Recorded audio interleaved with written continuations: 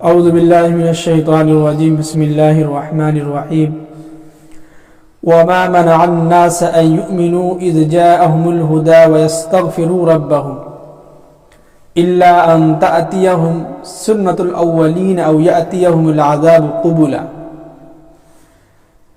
یہاں پہ دیکھیے کہ پیچھے آیت میں جو ہے قرآن نے کہا کہ ہم نے اس قرآن کے اندر لوگوں کے سامنے صاف طریقے سے جو ہے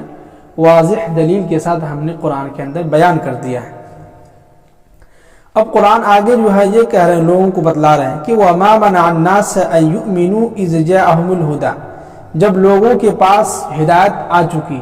یعنی کہ لوگوں کے سامنے جو ہے تمام دلائل کیا ہو گئے، آ گئے، یعنی کہ ہم کو معلوم ہو گیا کہ قرآن ہمیں کیا چیز بتلا رہا ہے۔ قرآن نے جو ہے صاف بیان کیا کہ ایک اللہ کی عبادت کرو، اس دنیا کا جو نظام جو چل رہا ہے صرف ایک اللہ چلا رہا ہے، اس کے علاوہ کوئی دوسرا نہیں ہے۔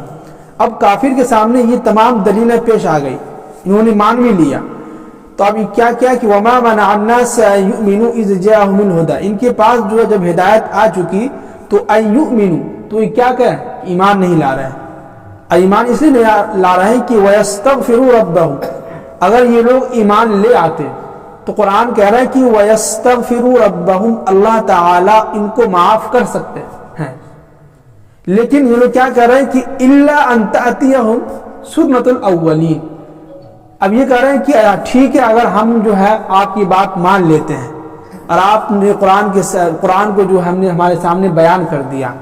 لیکن آپ ایک کام کیجئے کہ آپ جو ہمارے اوپر جو پچھلے لوگوں کے جو پچھلے جو لوگ تھے، عاد سمود ہے، قوم عاد ہے، لوط علیہ السلام ہے، ان کے اوپر جو عذاب آیا اس طرح کے عذاب ہمارے اوپر بھی لا کے دکھائیے آپ،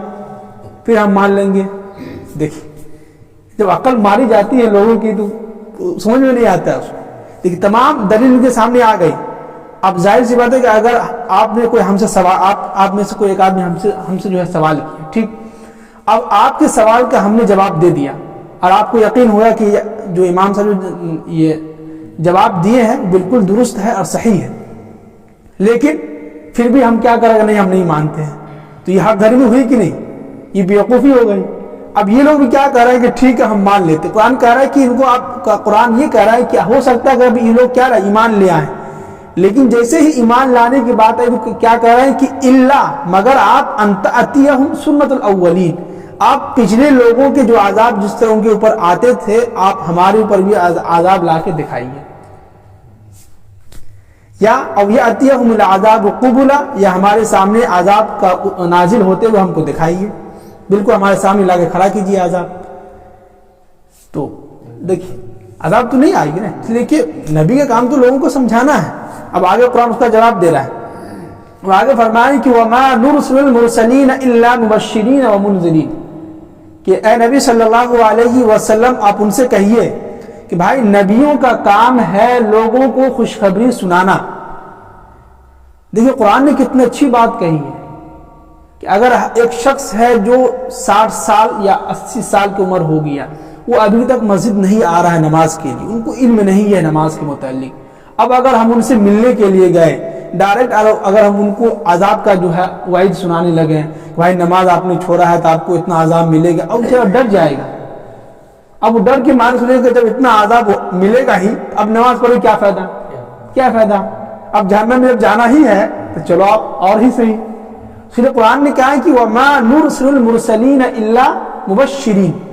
ہم نے تمام نبیوں کو جو بھیجا ہے ان کے بھیجنے کا مقصد یہ تھا کہ مبشرین وہ لوگوں کو خوشخبری سنائیں۔ اب اگر وہ خوشخبری سنانے کے بعد پھر بھی وہ نہیں مان رہے ہیں تو واو لایا ہے کہ وَمُنذِرِينَ، پھر آپ ان کو ڈرائیے، ان کو متنبہ کیجیے۔ اور آگے فرمائیں کہ وَيُجَادِلُ الَّذِينَ كَفَرُوا بِالْبَاطِلِ، جو لوگ اپنے اوپر کفر کو لازم کر لیا ہے، یعنی کہ جو لوگ یہ مانتے ہیں کہ ہم آپ کی بات نہیں مانیں گے، ہمارا مرضی، ہم نماز پڑھیں یا نہ پڑھیں، آپ اس سے کیا مطلب۔ کچھ لوگ ہوتے ہیں بولنے والے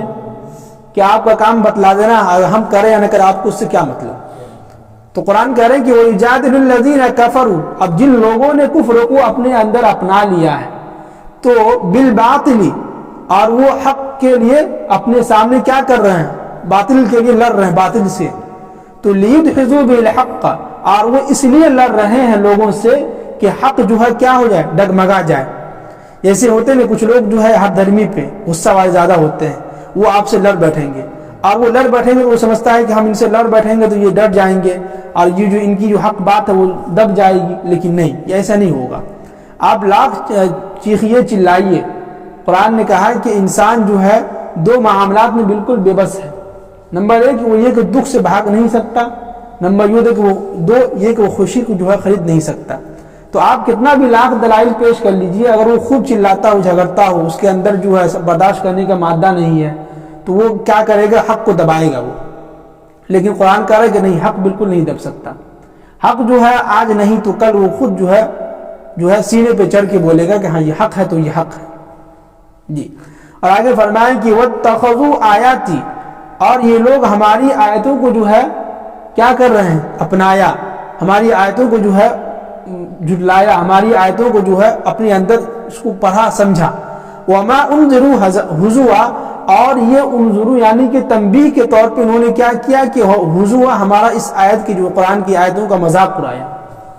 اب جیسے کچھ ایسے لوگ ہیں جو کبھی نماز کے لیے نہیں آیا، اب ان کے سامنے کوئی قرآن کی آیت رکھیے یا قرآن کی حدیث کی باتیں رکھیے تو وہ ہنسے گا آپ پہ، مذاق اڑائے گا قرآن کا کہ ہم قرآن کو نہیں مانتے، تم کیا کر لو گے۔ کچھ لوگ ہیں ابھی بھی ایسے،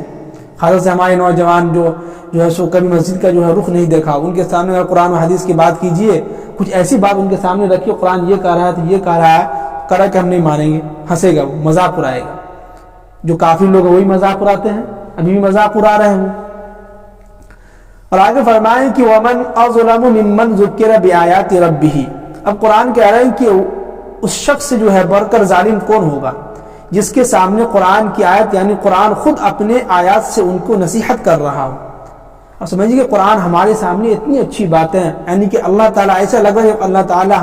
ہمارے سامنے بیٹھے ہوئے اور اپنے بندوں کو خوب محبت سے پیٹ پہ تھپتھپا کے سمجھا رہا ہو۔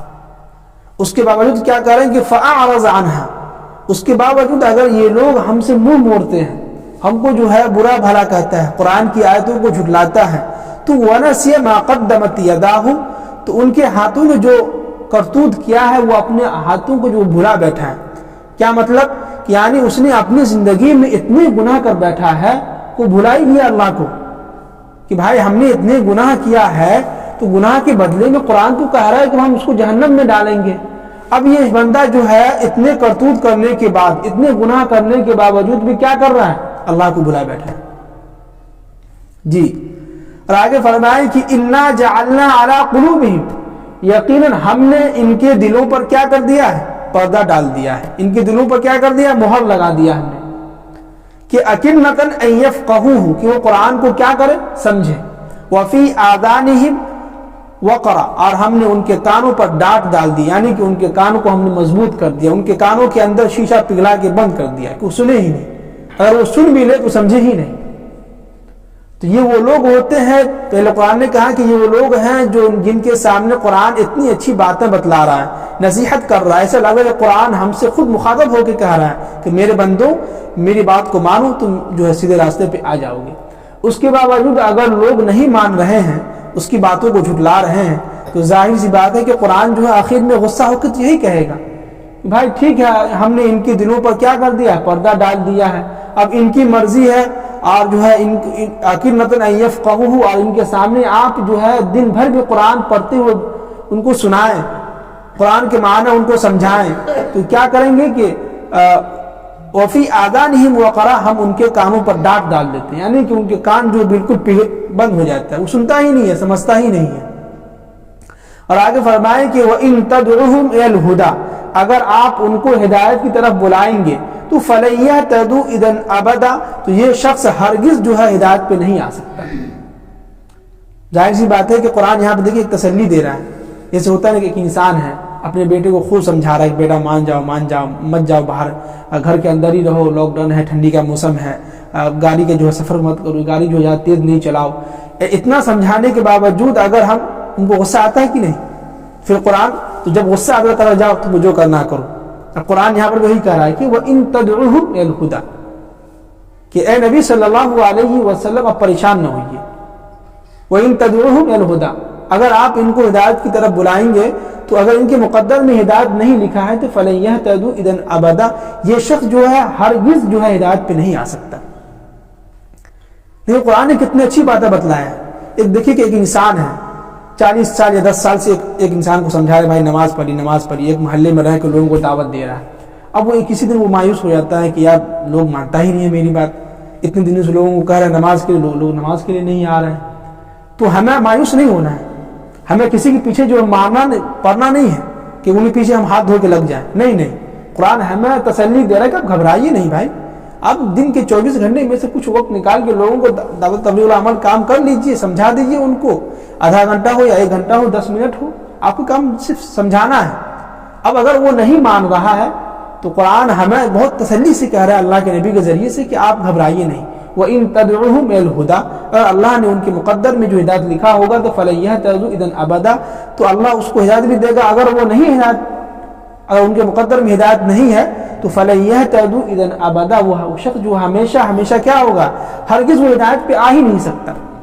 تو ہماری ذمہ داری نہیں ہے لوگوں کو ہدایت پہ لانا، ہماری ذمہ داری ہے لوگوں تک قرآن و حدیث کی بات پہنچانا۔ ہدایت کا کام کس کے ذمہ ہے؟ اللہ کے ہاتھ میں ہے۔ تو لہذا جو بات کہی گئی اللہ تعالیٰ سے دعا ہے کہ اللہ تعالیٰ ہم سب کو جو ہے عمل کی توفیق نصیب فرمائے۔